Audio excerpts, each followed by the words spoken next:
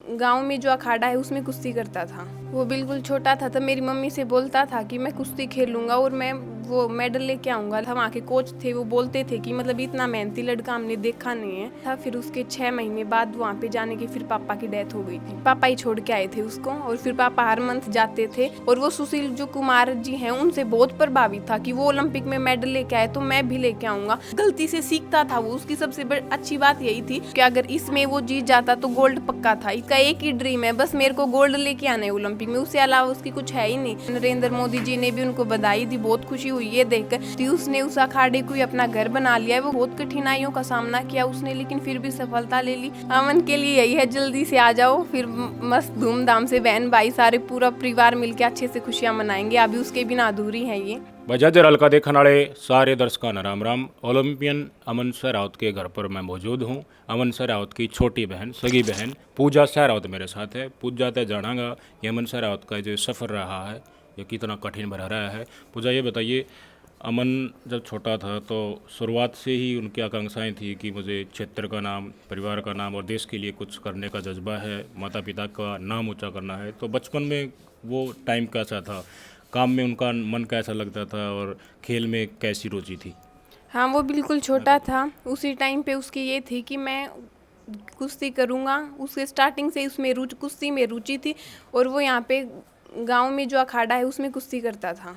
तो उसकी स्टार्टिंग से ये थी कि मैं देश के लिए मेडल लेके आऊँगा और देश का नाम रोशन करूँगा। अमन फिर उड़ाते है बिरोड़ते है, दिल्ली कब गया, वो कौन सा टाइम था और कितनी की उम्र थी उसकी, और उज्जैन बच्चों का जी लग गया कि ना लग गया उस टाइम पर शुरुआत में गया जब?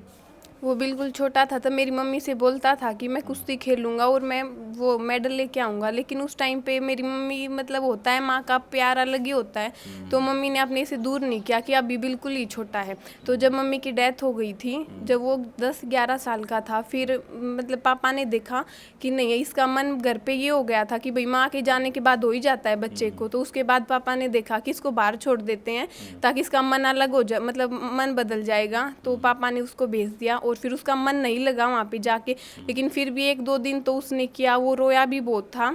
और लेकिन फिर उसका मन लग गया था, वो मेहनत बहुत करता था। वहाँ के कोच थे, वो बोलते थे कि मतलब इतना मेहनती लड़का हमने देखा नहीं है। और फिर उसका लग गया था। फिर उसके 6 महीने बाद वहाँ पे जाने की फिर पापा की डेथ हो गई थी। मतलब वो उड़ाते, वो पापा का गए दिल्ली स्टेडियम में चला गया था? हाँ, पापा के आगे पापा ही छोड़ के आए थे उसको। और फिर पापा हर मंथ जाते थे। और उस पापा की डेथ के बाद जो ये रणवीर, जो उसने उसका पालन पोषण किया और पूरी सपोर्ट की, और उसी की वजह से आज वो इस मुकाम पे है। बहुत मेहनत की मेरे पापा ने, उसको बहुत वो की, हर महीने जाता था। और फिर तो परिवारजनों का सहयोग यहाँ से रहा गांव से, और अखाड़े में शुरुआत में तो मन लगा नहीं, जैसे यूजुअल होता है हम जाते हैं तो, और उस समय पर मन नहीं लगता था। तो मतलब जो मन में जो कुंठा तो थी कि देखिए देश के लिए कुछ करना है, नाम ऊंचा करना है, तो मेहनत बहुत करते थे। हाँ, बहुत मेहनती था, बहुत ज़्यादा। यहाँ पे वो इतनी नहीं थी, लेकिन जब कोच वहाँ पे गए तो उन्हें लगा कि मतलब ये तो बहुत साल से मेहनत करके आया है। तो बहुत मेहनती था। मतलब जो नींव जो थी उनकी नींव इस गांव के जो लोकल अखाड़े हैं उनसे, उनकी कोचिज जो गांव में है, हमारे भी गुरुजी वही हैं, उनसे मैं आपकी बातचीत शॉर्टली करवाने वाला हूं। उनसे मेरी बातचीत हो गई है। ये बताइए, जब उन्होंने रिजल्ट देना शुरू किया, उनकी मेडल आने लगे, उनकी प्रतिभा सामने दिखने लगी, तो वहाँ से कैसी प्रतिक्रिया आती थी? मेडल आता था जब, तो यहाँ से गांव वाले उनके पास जाते भी थे, फिर कोच क्या बोलने लगे थे कि हाँ ये लड़का आगे जा सकता था, इस तरह की? क्योंकि वो यात्रा आज हम उस पर गुजरना चाहते हैं जिससे आप कई साल पहले वो दृश्य आपने देखे हैं, मनन किए हैं। 2016 या 2018 में उसने चैंपियन का वो खेला था, तो नेशनल चैंपियन, तो बहुत ज़्यादा खुशी हुई थी। और वो सुशील जो कुमार जी हैं उनसे बहुत प्रभावित था कि वो ओलंपिक में मेडल लेके आए तो मैं भी लेके आऊँगा। उसका स्टार्टिंग से ये था कि मैं मेडल ही लेके आऊँगा। सुशील कुमार जी उस समय पर अखाड़े में ही थे, उसी अखाड़े में। तो सुशील कुमार ने अमन सहरावत की प्रतिभा को पहले पहचान भी लिया था, और उनकी ये भी रहती थी कि देखिए अमन अमन की तरफ उनका मन भी था कि मैं पूरा सहयोग करूं, इसे घर जैसा वातावरण यहाँ देने की कोशिश करूं। और वहीं वह सारे कोचेज ने भी मन उनके साथ मिलकर मेहनत की, और अमन सहरावत का रिजल्ट आप सबके सामने है। इससे पहले कई चैम्पियनशिप हुई, कभी मतलब 1-2 बार ऐसा भी हुआ कि निराशा उनके हाथ लगी, जो वो चाहते थे वैसा मेडल उनको नहीं आ पाया। उसमें कहा कि कुछ ये हो गया तो मेरा मन उब रहा है, कुश्ती से कभी छोड़ने की उन्होंने ऐसा किया कि देखिए यहाँ भविष्य नहीं बन पाया, ऐसा कुछ इंसिडेंट आया सामने? हुई थी, उसकी हार हुई थी एक दो बार, लेकिन उसके मन में ये था कि जो अब तक मतलब नहीं वो हुआ है तो मैं उससे अच्छा करूँगा। उसकी हमेशा यही थी कि अब की बारी गलती से सीखता था वो। उसकी सबसे अच्छी बात यही थी कि वो हार नहीं मानता था, वो ये करता था। अब की बार भी उसका ब्रोंज आया है तो वो संतुष्ट नहीं है इस चीज़ से। वो हर बार यही बोल रहा है कि मैं 2028 में गोल्ड लेके आऊँगा पक्का। अमन और पूजा दो भाई बहन हैं, माता पिता कई साल पहले गुजर गए। जिस दिन वो मैच, गोल्ड मेडल का मैच था जापानीज़ के साथ, उस समय पर वो अच्छा परफॉर्मेंस नहीं कर पाए। मेरे ख्याल से आप भी उस मैच को देख रहे होंगे। यहाँ पे दर्शा भी हमने देखा था, परिवार वाले बिल्कुल निराश हो गए थे। काफ़ी समय तक हम यहाँ बैठे रहे, उनको सांत्वना देते रहे। उस समय पर आपको कैसा महसूस? देखो, बुरा तो बहुत लगा था कि भाई हमारा ये हार गया, क्योंकि अगर इसमें वो जीत जाता तो गोल्ड पक्का था, इतना हमें विश्वास था उसके ऊपर। लेकिन वो ठीक है, भगवान की करनी थी, थोड़ी बहुत वो चूक हो गई थी। लेकिन भाई जापानीज जो थी उसकी भी मेहनत थी तो, और कॉन्फिडेंस की भी बात होती है। अमन पहली बार को उसमें गया है ओलंपिक में, थोड़ा सा कॉन्फिडेंस उसका लो था। और जो जापानीज है वो 2016 में मेडल लेके आ चुका है तो उसका कॉन्फिडेंस था। ये देखा हमने कि कॉन्फिडेंस होना चाहिए, बहुत ज़रूरी है कॉन्फिडेंस। अमन जैसे कुश्ती करता है तो और क्या आकांक्षाएं हैं अमन की लाइफ में, कुश्ती के अलावा कि मुझे लाइफ में ऐसा ज़िंदगी जीनी है, बाहर अच्छे होटल में घूमना जाना, खाना पीना करना, दोस्तों में घूमना, ऐसी कौन कौन सी आदतें हैं? उसकी ऐसी कोई आदत है ही नहीं। उसका एक ही ड्रीम है, बस मेरे को गोल्ड लेके आना है ओलंपिक में, उससे अलावा उसकी कुछ है ही नहीं। वो हमेशा उसके, आप बात भी करोगे तो उससे यही लगेगा कि हाँ उसका ओलंपिक में गोल्ड लाना है, बस उसका यही एम है और कोई है ही नहीं। तो जब ब्रॉन्ज आया, ब्रॉन्ज आने के बाद प्रधानमंत्री मोदी जी ने भी उनसे बात की और काफ़ी लोगों ने बताई दी। लगातार तांता लगा हुआ है, गांव के लोग भी आ रहे हैं, आसपास के काफ़ी बड़े राजनीतिक सेंटर से भी, नोएडा दिल्ली तक का मीडिया भी आया था कवर करने के लिए। जब मेडल आ गया उसके बाद आपकी बातचीत हुई, अमन कितना खुश था?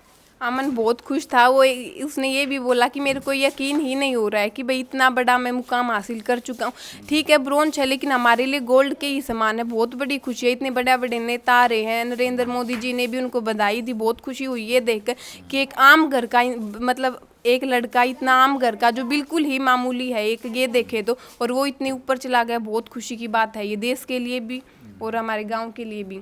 मतलब ड्रीम यही है कि सामने गोल्ड, और गोल्ड को छूना, रास्ता बिल्कुल स्पष्ट है। हाँ बिल्कुल, उसका यही है 2028 में गोल्ड, और हमें आशा है वो लेके ही आएगा। अमन से कितने दिनों बाद बातचीत होती रहती हैं? क्या क्या जिक्र करता है कि मैं क्या करता हूँ, माहौल कैसा है, मन कैसा लग रहा है, वहाँ आसपास वातावरण कैसा है, घर की यादें, और क्या क्या क्या बातें होती हैं? इतनी बातें नहीं होती। उसने उस अखाड़े को ही अपना घर बना लिया है। वो घर, मतलब कोई त्यौहार होता है उसी पे आता है, वो ज़्यादा आता भी नहीं है। उसने उसी को घर बना लिया है अपना। बातें होती हैं तो यही होती हैं, भाई आगे क्या करना है। अब ओलंपिक में वो पूरी फैमिली का ध्यान रखता है। ये नहीं है कि वो खुद के, पूरी फैमिली का ध्यान रखता है और अच्छे से। ठीक है, 21 साल उम्र हुई है मात्र, अब तो मतलब पूरा बहुत समय पड़ा है। 2-3 ओलंपिक और आराम से खेल सकता है। तो उसके बाद ओलंपिक ही नहीं, और भी वर्ल्ड चैम्पियनशिप भी होनी है, और भी कंपटीशन होने हैं, उसमें ये मेडल लगातार अब बारिश होने वाली है। तो क्या कहना चाहोगे, मतलब उनकी सफलता का श्रेय किसको देना चाहोगे आप? बहुत खुशी हुई ये देख के कि 21 साल का, सबसे कम उम्र में भारत के लिए वो मेडल लेके आया है। और पूरी उम्र है, अच्छा है, और मेडल लेके आएगा भारत के लिए। इससे बड़ी खुशी की कोई बात नहीं है। और उसकी मेहनत थी, और साथ ही मेरे पापा का, उसका पूरा सपोर्ट था, रणबीर का, जिसने बहुत सपोर्ट किया उसको। उसका खुद का बेटा नहीं है, वो भाई का बेटा है, लेकिन फिर भी इतना सपोर्ट किया कि एक पिता भी नहीं कर सकता। ये बताइए, अब अमन सहरावत मेडल लेकर आएंगे, दिल्ली एयरपोर्ट से उनको रिसीव किया जाएगा, वो घर तक भी आएंगे, तो रास्ता कच्चा है, लाइट की भी समस्या है। किसी को बताते हैं, हर जगह जगह जहाँ पर भी बात आती है तो वही कहती है, यार इतना कठोर परिश्रम करके इन सिचुएशन से नीचे से उठकर वो मुकाम हासिल करना जो असंभव लगता है, वो करके दिखा दिया। कल मेडल तो है ही, उनकी मेहनत तो है ही, परिवारजनों का साथ है ही, वो चीज़ हासिल करना इस ग्रामीण क्षेत्र से एक असंभव कार्य नहीं था। हाँ था, बहुत मुझे यही तो बता रही, बहुत कठिनाइयों का सामना किया उसने, लेकिन फिर भी सफलता ले ली। सरकार से यही अपील है कि वो कुछ करें, हमारे यहाँ पे सुविधाएं दें अच्छे से, और जो नए जो खिलाड़ी हैं उनको भी ये सुविधाएं मिलनी चाहिए, ताकि देश के जो युवा हैं वो आगे बढ़ें और देश का नाम रोशन करें। एक मैसेज व्यक्तिगत तौर पर अमन सहरावत को क्या कहना चाहोगे? सुन रहा है वो सामने, बताओ। अमन के लिए यही है, जल्दी से आ जाओ, फिर मस्त धूमधाम से बहन भाई सारे पूरा परिवार मिलके अच्छे से खुशियाँ मनाएंगे। अभी उसके बिना अधूरी है ये। तो सारी खुशियाँ और जो सेलिब्रेशन करना है वो अमन सहरावत के बिना कहीं ना कहीं अधूरा है। उनकी वेट पूजा करिए, परिवार के तमाम सदस्य कर रहे हैं। जल्दी से अमन सहरावत गांव में आए, इस घर में आए और सेलिब्रेशन वेट कर रहा है। पूजा के विचार कैसे लगे, सारी जर्नी धीरे धीरे हमने कवर की है, कमेंट करके जरूर बताइएगा। नमस्कार।